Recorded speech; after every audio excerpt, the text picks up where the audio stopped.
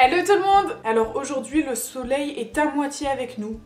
Voilà, écoutez, j'ai envie de profiter du salon parce que personne n'est chez moi et j'ai envie de profiter du soleil. Donc comme je vous l'ai dit maintenant, les points lecture c'est nature peinture. Et bien on va rester dans ce cadre. Sachez que les points lecture ne sont plus organisés mensuellement parce qu'en fait je suis pas du tout assez régulière. Donc ce que je vais faire maintenant, c'est que je vais vous proposer mes points lecture avec 4 ou 5 romans par vidéo. Ce sera plus simple pour moi de m'organiser comme ça et puis c'est un petit peu à peu près ce que je lis en moyenne et ce qui est agréable de regarder en moyenne, je pense. Voilà, je vais pas vous parler de 10 livres et je vais pas vous parler de 2 livres, ça n'aurait pas trop de sens, sauf si j'ai des tas de choses à lire dessus. Je m'égare, on va tout de suite commencer par Beau Rivage de Nina Bouraoui qui m'a été prêtée par Lilia de la chaîne Lire avec Lilia. Beau Rivage, c'est tout simplement l'histoire d'un chagrin d'amour. Voilà, c'est pas vraiment résumable autrement, c'est Adrien qui quitte la femme qui nous parle, dont je crois on ne connaît pas le prénom. Après 8 ans d'amour, ils décident bien de vivre avec une autre femme, bien que leur histoire ait été très belle. C'est vraiment perturbant cette histoire de soleil là. Pour un avis global, j'ai bien aimé ce livre, mais il ne va pas rester ancré dans ma mémoire à jamais. Je pense que c'est ce genre de livre qui est bien, qui nous touche plus ou moins sur le moment et qu'on peut oublier quand ça nous a pas, quand c'est pas personnellement poignant. Je m'explique. Le début a été un petit peu difficile pour moi. Toute la partie, donc en fait c'est organisé sous forme de 3 parties. Toute la première partie où la femme, la narratrice, apprend et comprend que l'homme qu'elle aime la quitte pour une autre femme notamment, c'est vraiment la descente aux enfers. Et c'est quelque chose dans lequel j'ai pas réussi à me projeter, j'ai pas réussi à m'identifier à elle, à m'attacher à elle, tout simplement parce que c'est un cas de figure qui ne m'est jamais arrivé, ou en tout cas pas dans ce contexte, pas dans ce sens. Je ne vous dirai rien de mes chagrins d'amour. Mais en tout cas, j'ai pas le souvenir de m'être sentie aussi mal, ou en tout cas c'était vraiment très différent. Donc voilà, je vais pas rentrer dans les détails.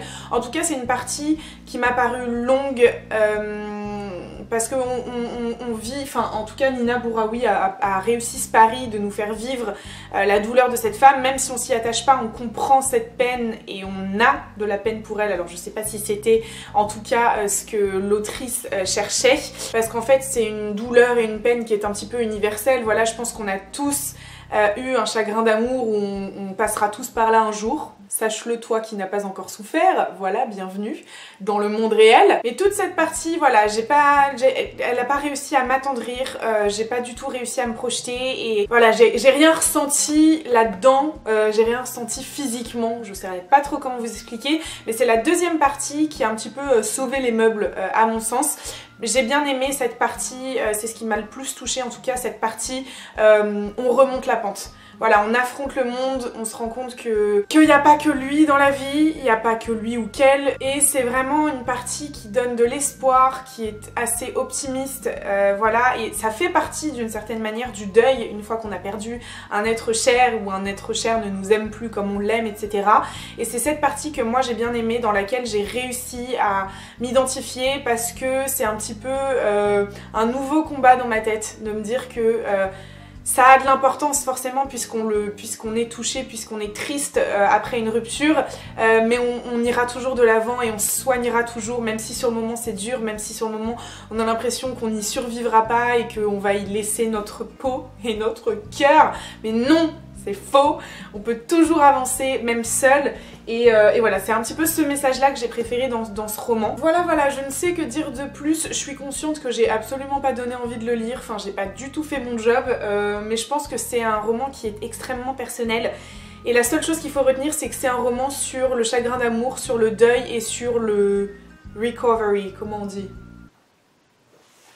Comment on dit? Ah non mais le soleil c'est pas possible du tout là. Et la partie guérison, voilà, je n'ai pas trouvé d'autres mots. J'enchaîne rapidement avec la trilogie en BD de Elinor Jones, Je ne les présente pas du tout dans le bon ordre. Le tome 1, le tome 2 et le tome 3. Elinor Jones, c'est l'histoire d'une couturière qui intègre la maison Tiffany pour aider à la fabrication de robes pour des bals. La maison Tiffany, c'est la maison la plus connue dans la région et celle qui produit les plus belles robes, les plus beaux costumes. Et Elinor, en arrivant dans cette maison, va être confrontée à un certain nombre de difficultés. C'est nul! Voilà, non vraiment, honnêtement, la trame, non, voilà, j'ai trouvé ça pas du tout intéressant, il n'y a pas de rebondissement, il n'y a aucune surprise, c'est pas très intéressant, je veux dire, il y avait quelque chose à exploiter. Personnellement, j'ai emprunté ça à ma médiathèque. C'est les couvertures que j'ai trouvées très belles, donc j'ai été attirée dans un premier temps par les illustrations. J'ai pas vraiment lu le résumé en prenant le livre, enfin en prenant la BD, mais c'est vrai que je pense qu'il y avait de l'avenir, voilà. Il y avait quelque chose à faire, mais j'ai trouvé ça nul. Vraiment, j'ai trouvé ça sans intérêt. J'ai pas trouvé ça super bien écrit. Les thématiques abordées sont pas top. Alors il y a une chose intéressante, à savoir les troubles alimentaires de la protagoniste, donc Elinor, voilà, qui a des problèmes d'alimentation, mais c'est pas du tout exploité, enfin c'est hyper superficiel, ça n'a pas d'aboutissement, pas de dénouement même à la fin, enfin si, il y a un dénouement forcément, il y a une cause, enfin une conséquence à tout ça, mais n'empêche que c'est pas traité, enfin c'est hyper superficiel, on dirait que ça a été mis là en mode bon, il faudrait qu'il y ait quand même une problématique intéressante, mais sinon bon voilà. Point positif, les illustrations sont sublimes, vraiment dommage, mais les dessins sont trop beaux. Je vais vous montrer quelques planches. Les dessins m'ont un petit peu fait penser à La Rose Écarlate, qui est une BD que j'adore, et d'ailleurs il faudrait absolument que je la relise. Donc vraiment je trouve que les dessins sont superbes, les personnages sont vraiment bien dessinés, ils sont beaux, et alors je vous parle même pas des robes. Faudrait que je vous trouve une planche avec des robes, mais vous voyez, enfin vraiment, les couleurs sont belles. Moi j'adore les couleurs pâles comme ça, un petit peu sombres, et puis je vais essayer de vous montrer une robe. Celle-ci par exemple que je trouve vraiment jolie, et en fait vous en avez plein, bon j'ai pas envie de vous spoiler, mais voilà, sublime. Non vraiment, il y a du beau travail niveau dessin, c'est dommage que le reste est pas suivi. J'ai lu le tome 1 l'année dernière pour Halloween et le tome 2 cette année pour la même occasion. Je vous présente aujourd'hui le tome 2 de Miss Peregrine et les enfants particuliers, Hollow City, que je vais vous présenter très rapidement parce que pour ceux qui n'ont pas lu la trilogie, ça n'a pas trop d'intérêt. Mais pour ceux qui souhaitent lire le tome 2 et qui hésitent encore, n'hésitez plus. Voilà, je sais que ça a pas été, enfin ce tome n'a pas fait de l'unanimité, en tout cas moi je l'ai adoré. J'ai adoré me retrouver de nouveau dans l'univers que je trouve génial de Ransom Riggs, qu'on n'a pas du tout de mal à visualiser, qui est sombre, qui est noir, qui est glauque. Voilà, les personnages sont hyper attachants, même s'il y en a qui nous agacent. Voilà, c'est des gosses, de toute façon les gosses sont par définition chiants. Mais voilà, je trouve l'univers super, très bien étendu, très bien maîtrisé. J'ai été ravie de découvrir de nouveaux personnages. Je trouve que ça a insufflé un nouveau souffle.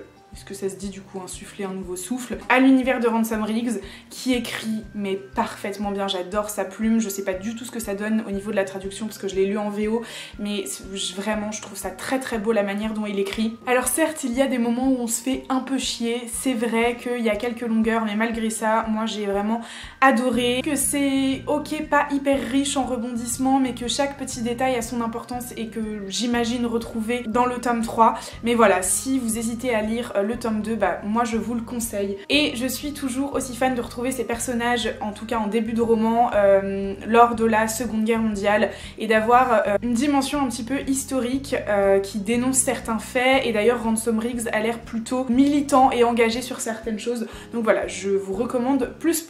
Bien évidemment je lirai le tome 3 en VO l'année prochaine, donc en automne 2018. Les deux derniers romans dont je vais vous parler cette année, ce sera un manga et un livre jeunesse qui a été un super coup de cœur. Pour le manga, il s'agit de Mon voisin Totoro de Hayao Miyazaki. Je sais pas si vous connaissez les Miyazaki, mais c'était la première fois que je tombais sur un manga papier, enfin en fait sur un papier de Miyazaki. Je l'ai trouvé au salon du livre de Paris il y a 2 ans maintenant, et donc il traînait dans ma bibliothèque.